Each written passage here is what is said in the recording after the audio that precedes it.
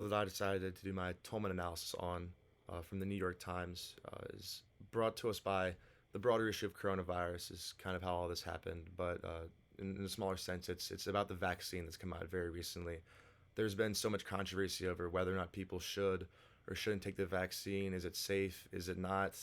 There's plenty of unknowns to some people, but the article dives more into the vaccine and where it falls within the workplace and whether or not employers should be allowed to enforce their employees to be vaccinated as a requirement for employment. Some people think this is unethical, some people think it's needed.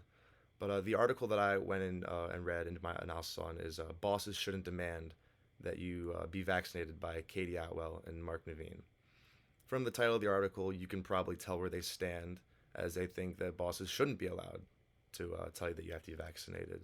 And they give a lot of good reasons throughout, mainly being that bosses shouldn't overstep their boundaries. They're your boss, they're not your doctor, they're not medical professionals. They shouldn't really be able to make those decisions for you as far as what you do medical wise, what you should do for your health. They think those things are personal decisions that an employer should not be able to make.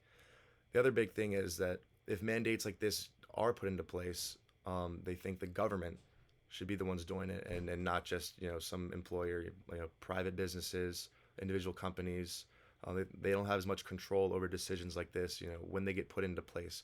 Whereas the government does, they can control certain aspects like exemptions for people that can't get vaccinated, and things along that line, and be more democratic about it. When I went through and analyzed the article, I tried to look more at the claims and how they connected to the evidence. Claims plural because while there is one big claim that this article does give, they give several subclaims that kind of dive deeper into the text and really give more insight to what's going on. And that's one part of the article that I really liked, is how they kind of separated the claim into multiple different groups, and they kind of had their own evidence for each little thing. Where as far as as government goes, why bosses shouldn't, on lower levels. And they did a good job of creating an effective article that was also, it was a really good read as well, and I would definitely recommend giving it a try. Thank you.